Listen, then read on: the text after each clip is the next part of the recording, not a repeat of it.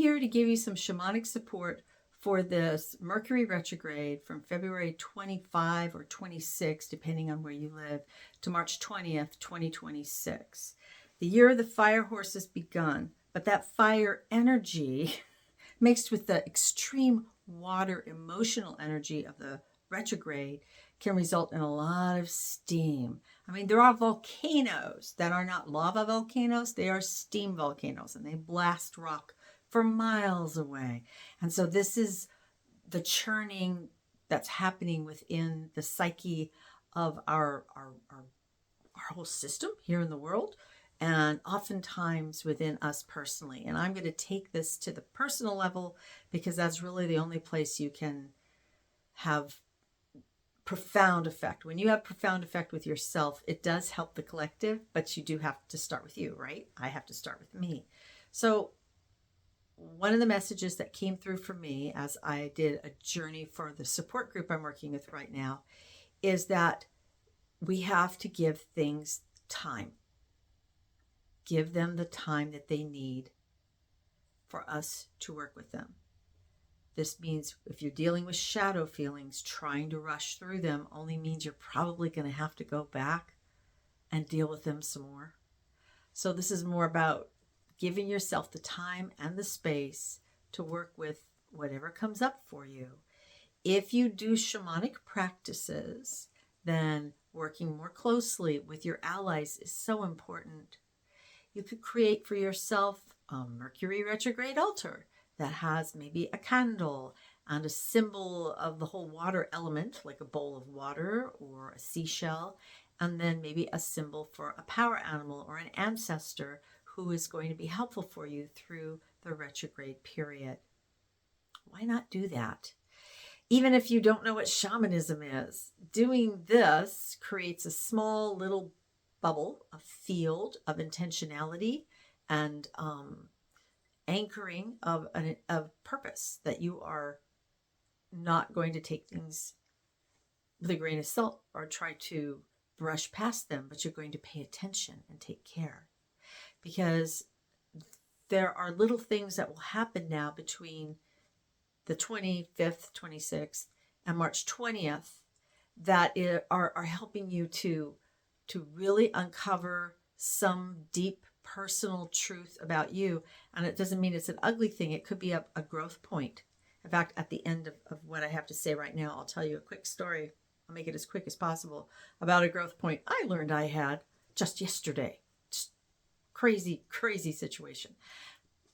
But for you right now, if there are things in your life that are pushing you hard and your heart is hurting, or your anger is flaring, or your fear is consuming you, it really is time to treat this rushing river of emotional energy, to treat it seriously and make a decision about how can you not be stuck in the river, but get a little bit above it, get up on the shore so you can watch the river go by, so you can get your resources again.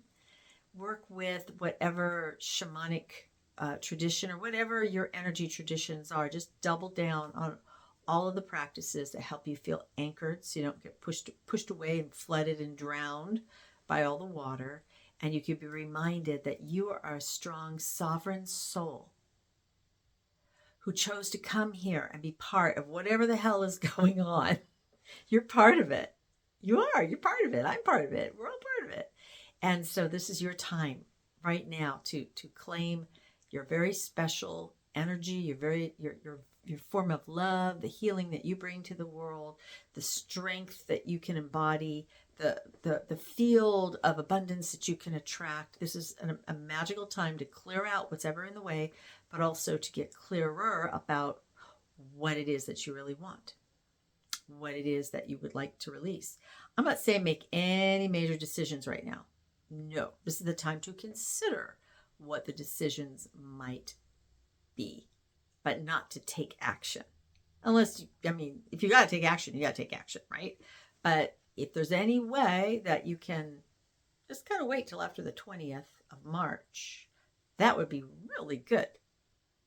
Just saying.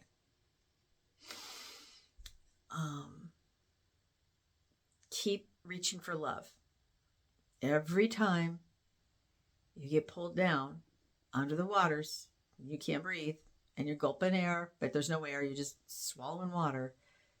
You got to relax and let yourself naturally float up to the love and come back to the surface. You can do this. I believe in you. You can do this. We can do this. Thanks for watching and sharing and liking and subscribing and commenting, however you wish to connect. And now I'm going to tell you a little story. So if you want to stick around, please do. Yesterday I was at lunch with a friend, and when I came back to my car, I found that there were these dogs barking in the back. They were locked in the cab of a truck, really big truck, Ford Ranger, and it was parked right next to me. And I knew the dog was singular. I thought it was just a dog. Later on, I found it was two dogs. You could hear them barking across the aisle of the lot. You didn't have to go to the truck to hear it. You could hear it far away. And so I was concerned. It wasn't like it was a hot day, but the sun was on the truck. All the four windows had that extended cab, so there was like four big windows. All the windows were rolled up. One was down an inch. And I kind of sat there with it for a bit, listening to the dogs go crazy, kind of reaching out to the dogs. I think they were really just freaking out because they wanted their owner. But it was so borderline. When you keep your dog in your car and you're parked in the sun, and I think they thought it was the shade. I'm sure it was shady when they parked there because there was shade next to my car when I originally got there. So, I'm pretty sure they thought that their dogs were in the shade. But still, the dogs are going crazy. And I think, okay, I'm just going to go in the restaurant and go back in the restaurant. And I'll just tell them about the dogs. And when I got in the restaurant, I found out that they'd already heard about the dogs. The assistant manager had already gone out to check on the dogs, and they hadn't heard back from the assistant manager yet, and they were surprised. I hadn't seen him. I didn't see him out there. And they didn't know what to do. And I didn't know what to do. I mean, obviously you can elevate the situation and call the cops. And I even said, well, do we call the cops? What do we do? I don't know what to do. And then one of the wait staff, he kind of started checking around, and sure enough, he found the people who owned the truck, and they came back from the dining area up to the front desk where I was, and they were not happy. They said the dogs were fine. The owner was really unhappy about the old white fart, me, who was getting into his business. Actually, he said farts, so probably referring to the other people who had already reported on the dog. So I wasn't the first person who reported on it. Like I said before, a few people had. And they were just really mad. Like, now you're going to call the police. Da, da, da, da. I'm just concerned about the dogs. That's what I said, basically. Even though I just got called names. Like, oh, wow, I got called a name. I mean, I had this different reaction. I wasn't afraid. I wasn't angry. I was just kind of surprised at the position this person was taking. And honestly, I could tell they actually, underneath it all, had a good soul. So I was really surprised. Why are they acting like this? And so anyway, he's like, if you want, and he's very tall, so he's really looking down on me. So just imagine I'm looking down on you. If you want to check on the dogs, you want to see that they're okay. A little sarcastic there. And I said, that sounds like a great idea. Let's go look. Just like that, And so we did. He was the whole way he's telling me about how he's going on a camping trip and these people get in his business and the dogs are fine and you're going to call the cops and no. And I'm just like, I'm just here for the dogs. I just want to be sure the dogs are okay. Well, we got to the truck and he opened the truck door and I didn't even really get to see the dogs because I didn't even know it was dogs, plural. He's the one who said that there were more than one dog in there. But I could see he got in the truck and he pulled away, which means, okay, he's gone with his dogs. I said, I hope you have a good camping trip. And that was it. He was gone. And I got in my car and I went home. And I just thought about it and how another me years ago would have had such a different experience. And instead of, meeting his anger with anger or taking his little snippy comment, which is crazy because the guy's just as white as I am. So why I'm an old white fart, I do not know. But I am pale, so I don't know. But the point is, my reactivity was, again, focused on the dogs and how would I feel about myself if I drove away and didn't make sure that these dogs got taken care of. Now, I know some folks, probably you are watching, have left your dog in the car while you did a quick errand, or I know that happens. And they were in the shade, I'm sure, and you had the windows down, and they're not the kind of dogs that go crazy and nuts when they're locked in the car, right? Because if your dogs do that, maybe you shouldn't leave them in the car by themselves. It doesn't sound really smart.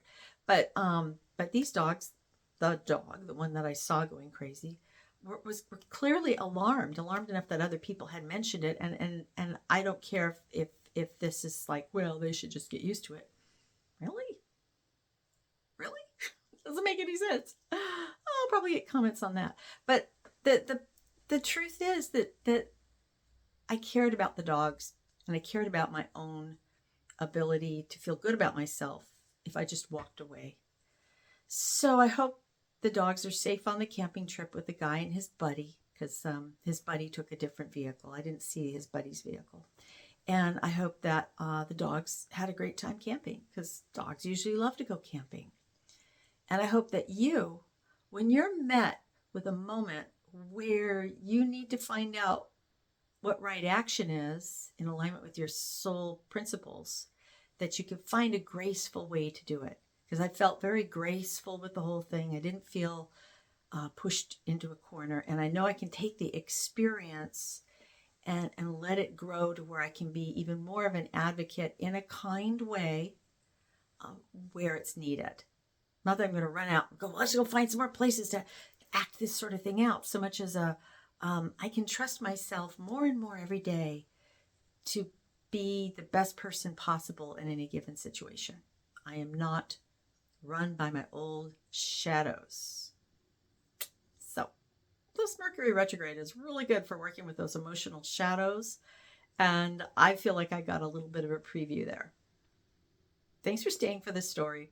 And I hope that you have an amazing experience of feeling supported and loved by the universe as we go through this Mercury retrograde. Thanks for watching. Bye-bye.